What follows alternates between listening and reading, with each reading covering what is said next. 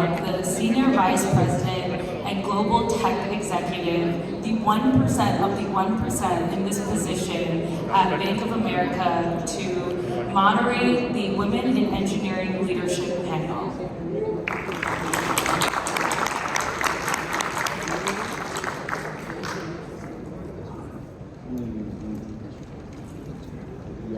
Thank you, Tricia. Good afternoon, everyone. All right. This was a good break, wasn't it? Yeah. Everybody, you guys have been watching me from the morning, trying to get people to sit down, because it's more out of respect, as I said, and I would love for us to kindly do the same for this panel as well. For those that are in the extreme right-hand side of the room, if you can kindly take a seat, we'd love for you to listen to the wonderful things that these women have to share. So what I would like to get started, as you see, the topic that we have here is women in engineering leadership. I always like to talk about data. We just heard a panel, everything to do with data, artificial intelligence, and so many more things.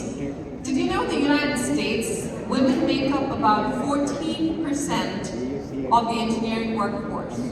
That's no different when you look at it globally. The number is about the same. About 13.7% of women make the global engineering workforce. That's actually a decrease from what we've seen in 2020. But guess what? We're here to change that narrative. The point I'm trying to make is that women continue to be underrepresented, and very candidly, as I get more into the details of what I do want to start us off with, I am a part of ASEI on the board in Dallas. So I did fly in as of yesterday evening. We really wanted to kind of showcase this. ASEI has been here for the last 40 years. We wanted to showcase what women leaders are doing in the field as well. There are multiple factors as to why women don't continue in their engineering path. However, in the last 10 years, the number of women actually taking on engineering degrees has actually doubled. However, the gender gap continues to be very significant. I do have a few more numbers to talk about in terms of what that gender gap is. Women comprise about 29% of the STEM workforce across 146 nations that have been evaluated. So I gave you guys a lot of data. So with that, I'll kind of introduce myself briefly, and I'll probably stand up for my introduction. For those of you who have not met me, I'm Becky Caleb.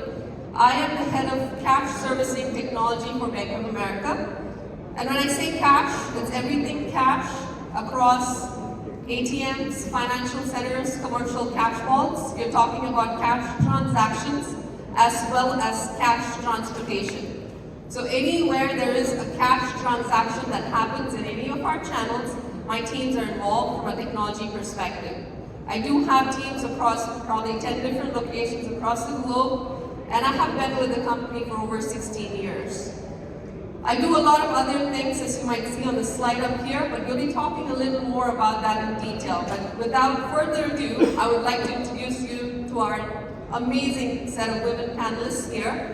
With that, the next person coming on stage is Rupangi Faldu. I'll let each of them introduce themselves, because who else is best than to introduce yourselves?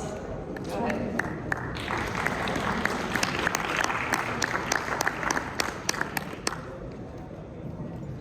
Good afternoon, everyone. I'm Rupangi Faldu. First and foremost, I am so honored to be sharing this podium with the amazing speakers and panelists and everybody who shared their experiences, their journeys with us all through the day today. A little bit about myself.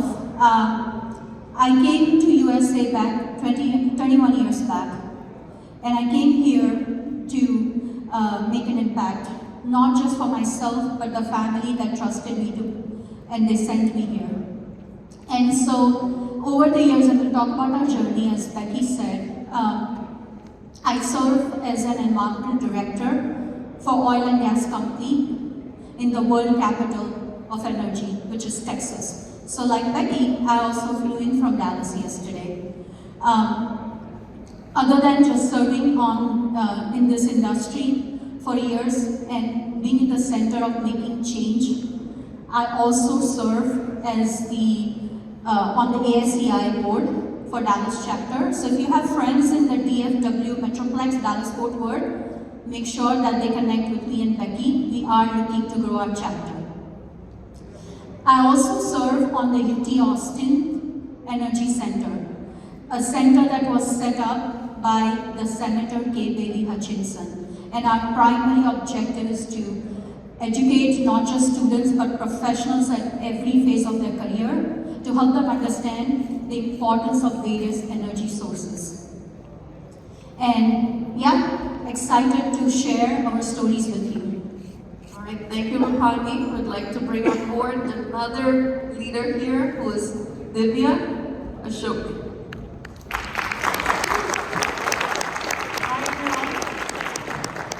Hi everyone. Excited to be here today to meet all of you, several of you that I've met over the day.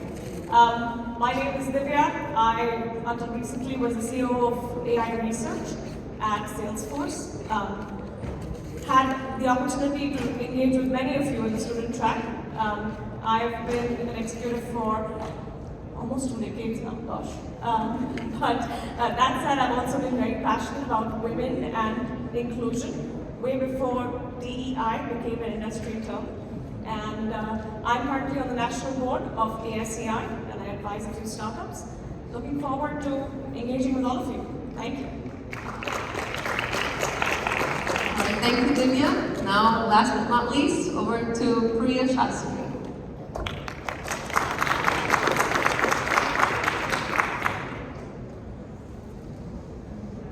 Good afternoon, everybody.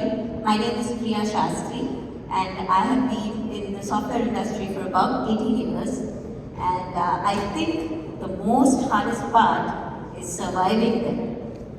You can get into it, you can get your engineering degree, but how do you survive and thrive there? I think that's the hardest part. And I'm going to share some of my insights.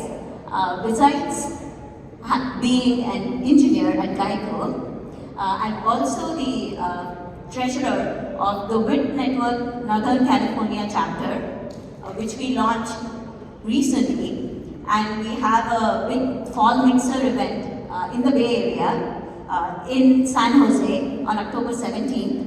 I urge all the people who are here to register for the event. And details are on my LinkedIn. My LinkedIn QR code is there on the slide. And besides that, I'm an instructor in New Delhi. Since AI is gaining so much traction, I want to make sure that everybody is knowledgeable about AI, and my courses are right now free on Udemy. Thank you. Thank you. Thank you, Priya. We all have a story, and we all like to hear stories, right? Don't we? Yes? All right, so here we're going to hear some stories from these women on what made them to become engineers. So if any of us would like to get started, maybe let's start from Rupani on the left here. Your question is, what made me decide to be an engineer? So I have to be truthful here, right? And this real story is, I actually did not want to be an engineer growing up. I wanted to be a doctor. But God up there knew what was the best for me. So not only I ended up becoming an engineer, I became civil engineer, a girl civil engineer in India. Well, so that's the part I'm going to, that Priya suggested, like you can get admitted to a college. My college is one of the premier school of architecture institutes in India. We have 7,500 applicants every year, and only 75 of us get selected. Now I'm talking about data and ratio like Becky started us with. Out of those 75 students that get admitted, 25 of us actually go to construction technology. And if I break down the women and men gender ratio, there are 20 boys and 5 girls. So, I would say that formative years of my college and engineering, I am so thankful for, because those 5 years of my university, I little knew would shape me as a confident woman to sustain and survive in the industry that I would serve 10 years later for. And so no, I did not want to be an engineer, but thank God I became one. All right, awesome. That's good to hear. Divya, yourself? There's a theme here, and we talked about it just before. So the secret's out. I wasn't going to become an engineer myself as well, and I instead wanted to join the, diplomatic relationship offices. So the Indian Foreign Services, as it's called. But as fate would have it, there was one particular hackathon. Now, I know we have many students out here. How many of you have attended any hackathon, small industry event? Show of hands? Okay, quite a few of you. I did one of those myself back in school with a bunch of boys. We got really small, tiny little items, balloons, garbage bags, and a bunch of things that were thrown at us and said, in half an hour, come up with a science project. So this was way before we had chips and everything available to us. And we said, let's go make a submarine. We showcased the concept around a submarine. We tried to do something similar to what Dr. Havadar had told us in terms of the facial recognition and things like that. That didn't work, Dr. Havadar. So just kudos to what you and your team were pulling off. But that said, that ignited this spark in me.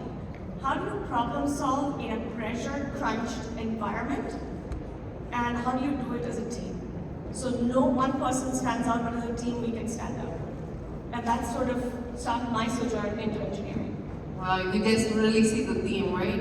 In terms of not wanting to be an engineer, but love that we're engineers. Go ahead, Priya. So my story is slightly different from the other two panelists. In my household, every second person is an engineer.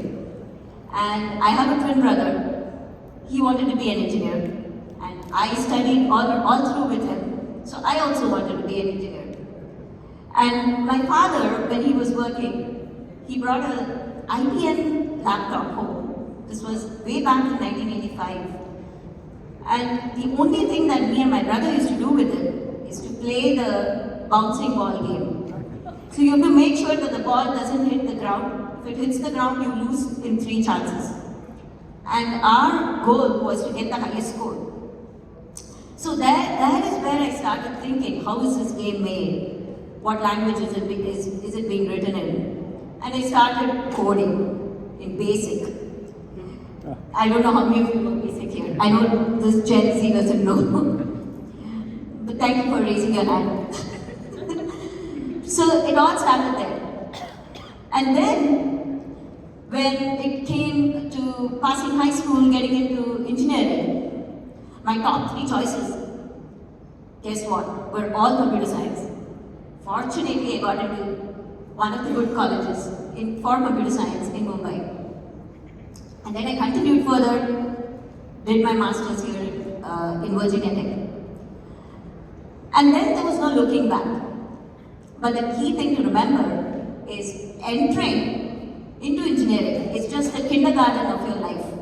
When you pass out, you're only 22 years old, which is less than a quarter of your life, assuming that we all live to 100. And so that just gives you the basics. But what do you do with it? What do you do with the knowledge?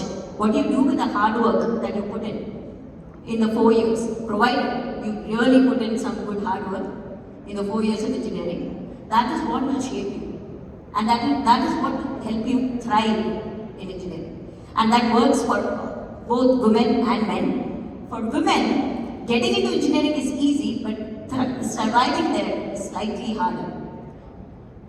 And make sure that always have your passion and ask yourself the question, am I in the right field and why am I here? What do I want to build? Keep asking yourself that question. And do not hesitate to speak up. Get over your inhibitions. So we're here for an innovations conference, and we've been talking about various types of innovation. I would love to learn from some of these things that these amazing women are doing in their own industry. So So Rupani, if you want to talk to us about the oil and gas industry and some of the innovation that you're actually personally heading as well. Absolutely. So I'm here to debunk some myths, right? I'm an environmental leader and I serve as the environmental director at an oil and gas company. For a lot of people, that means I just hold a trophy position, which is so far from the truth because I'm in the center of every decision made by my company executives. When they are drilling with a new technology, when they're bringing a new facility design, or they're decommissioning any facility, environmental aspect of all those activities are in the center point. Now the question about innovation. So over the years, both fossil fuels and the emissions subject have been in a direct conflict with each other. There's a lot of data that shows that fossil fuels are generating a lot of emissions. But the story that has not been told enough is what are the responsible oil and gas operators doing in the space of innovation when it comes to reducing emissions. So to cite, there's a long list, I cannot cover it all, but some of the examples that we are doing every day in this space of innovation is carbon sequestration. That is to make sure that we are reducing the carbon footprint.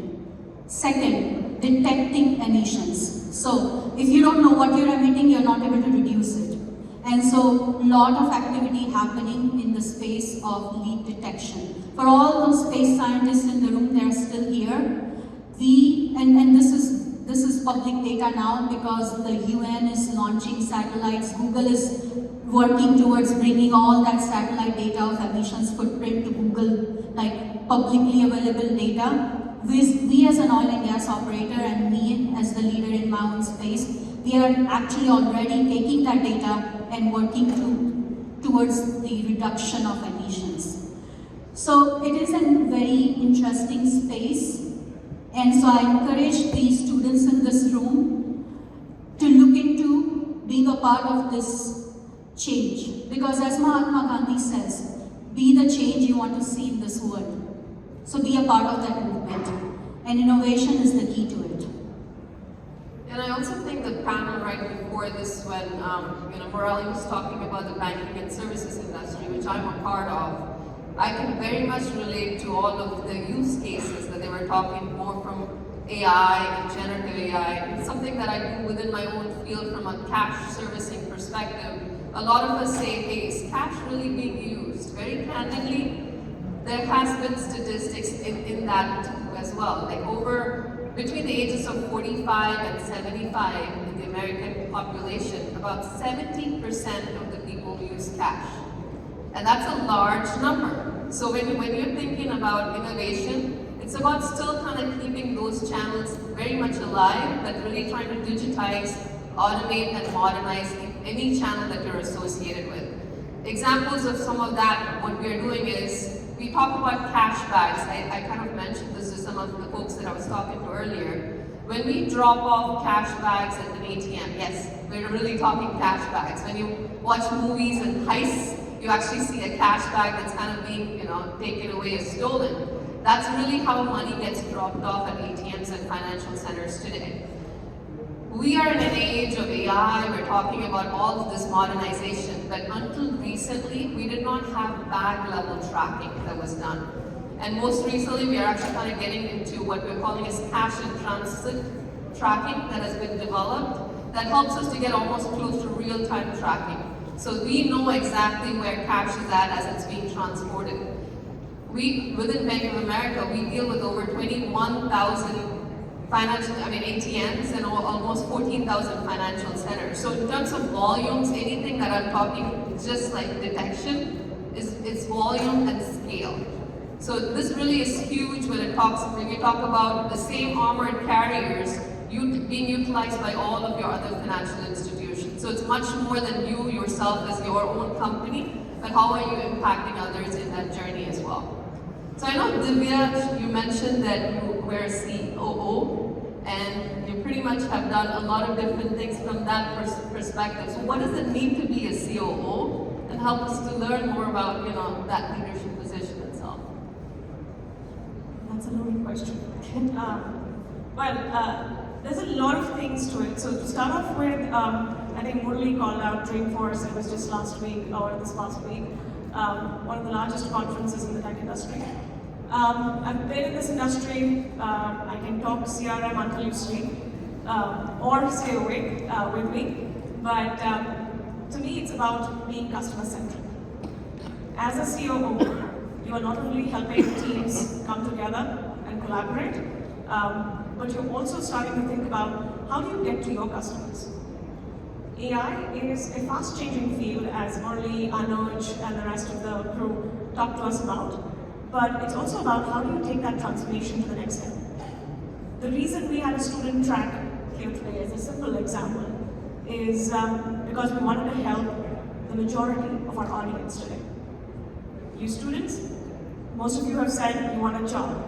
So as we think about our next panel, I know Satish, myself, we've chatted a little bit, some of our other board members have chatted as well. We want to help create opportunities, virtually and in person, to see how you can get to your job. To connect you with the right industry leaders, to connect you with the people who have the right opportunities and the right sets of skills to then empower you to go blazing your own trails.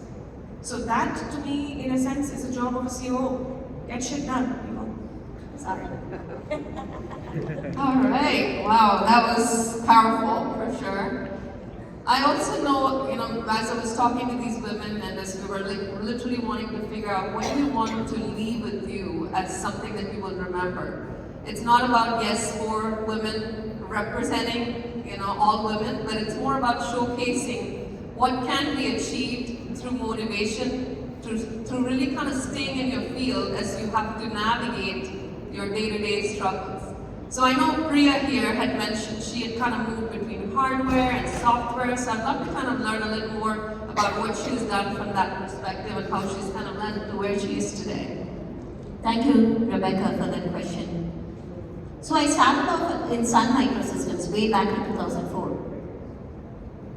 I lasted there for 6 years. And then Oracle acquired Sun Microsystems.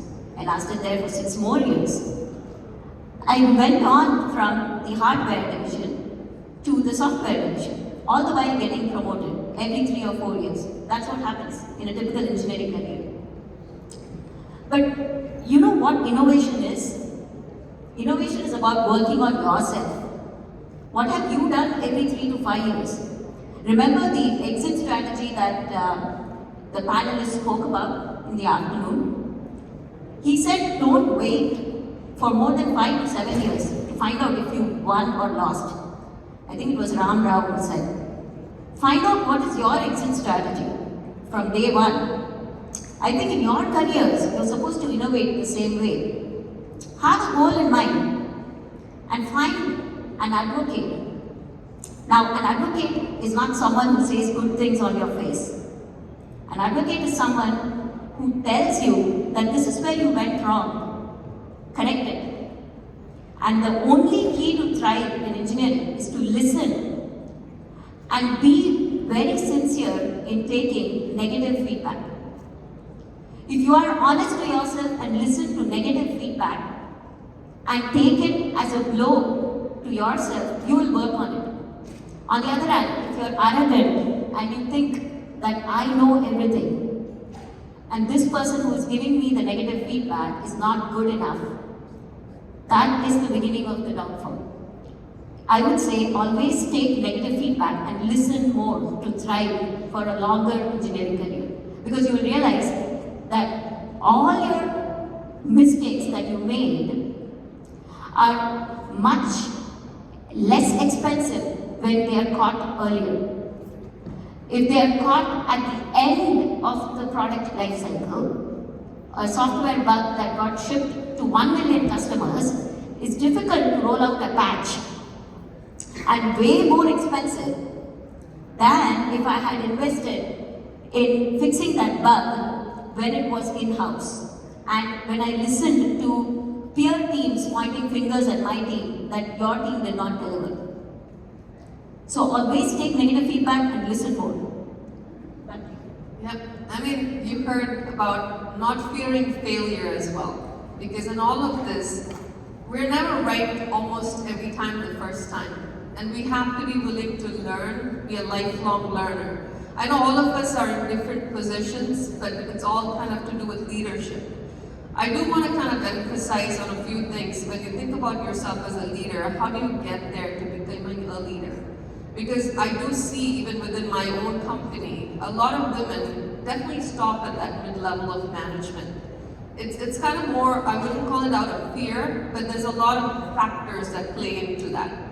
Some of the key things that I've done personally for myself has been definitely setting goals that I wouldn't say are always achievable, but through the help of people around you that you're supporting you in that journey, you can definitely build yourself up. A couple of other things is also network. I know this conference, for those of you who are here, something that I tell people that I mentor or coach and sponsor is at least try to meet two people, just two people.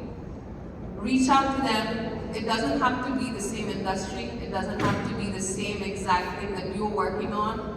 But if you feel that that's a person that you want to continue with some type of mentorship, reach out to them and continue making sure that you actually keep connecting with them, and that will help you to kind of learn and grow. And a couple of other things is also about taking on challenging tasks. Try to do things outside of your comfort zone, because every one of us, if you've noticed in our introductory speeches, we kind of mentioned it's not only about our day jobs. We're doing so many other things. Like we all kind of sit on the boards of multiple nonprofits. We're a part of Women in Technology and Operations, driving a lot of STEM type of initiatives. And also one other thing that I personally like to do as a part of Bank of America is we actually support financial literacy, and which is Better Money Habits. It's an actual program, and if you want to look it up, it's actually bettermoneyhabits.com. It's available to just anybody and everybody. We have Better Money Habit champions that help go into communities, colleges, universities, any corporates to teach about financial literacy and planning. I mean, this is just something that anybody can do. And so always think about things that you can get involved bigger than yourself, where you can surround yourself with people that will not only support you, but also help you in that journey. I want to actually open it up to the audience if you have any questions for us at this time. Right at the back, please. Sorry, who raised your hand?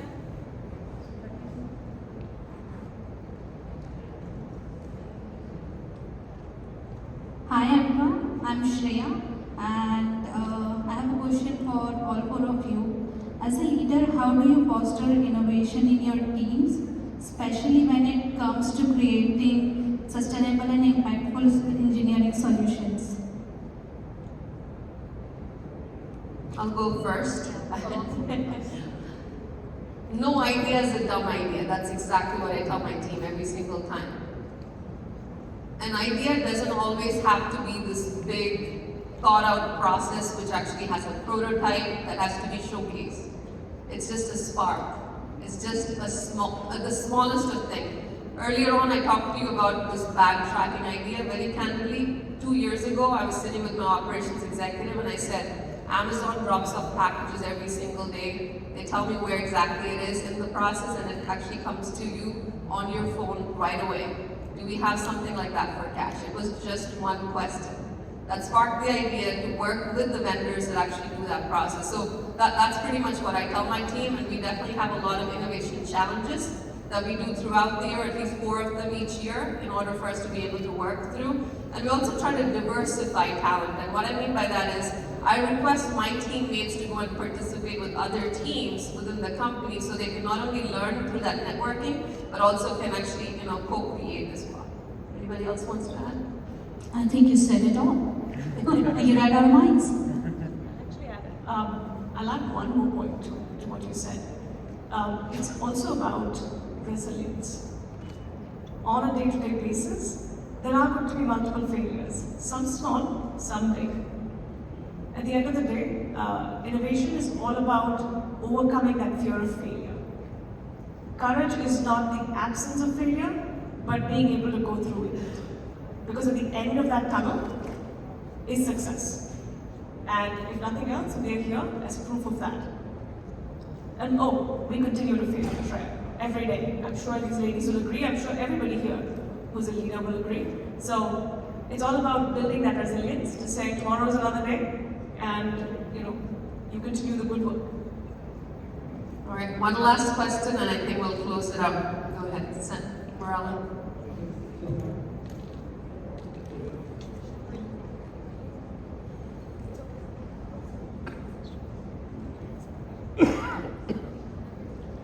Okay.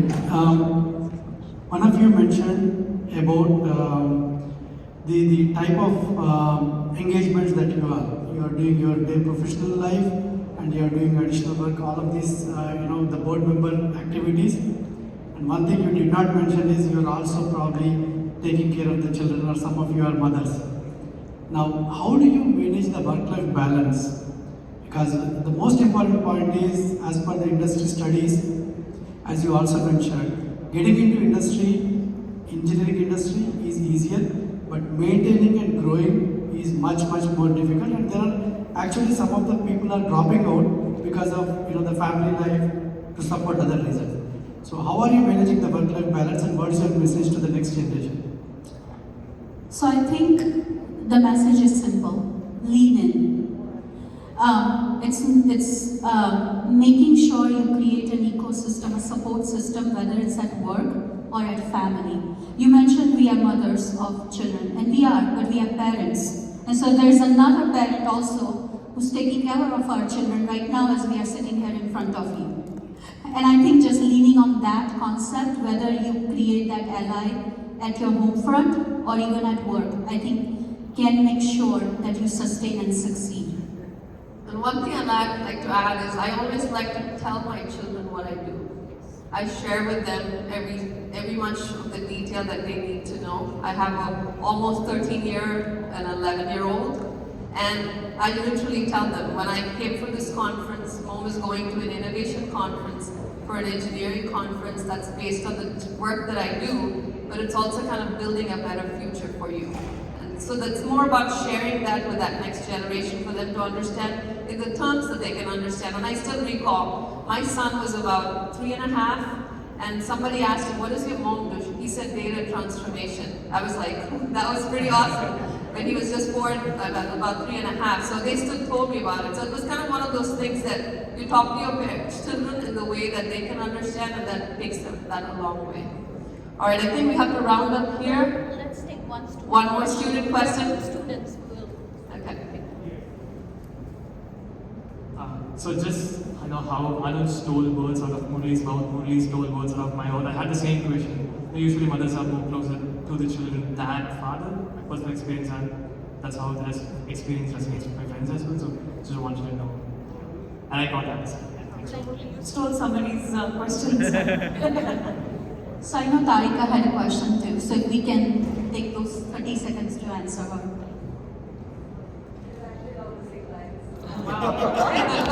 All right, one is of mine. So with that, I would like to thank our ladies here very much for the time that they shared, and I would actually like to thank each of you for listening to us.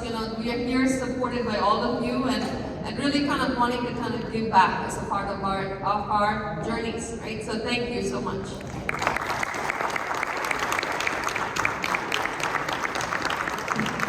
I'd like to thank the whole panel. Thank you so much for this engaging conversation. And I'd like to invite Vijay Garg on stage to present the awards. Thank you.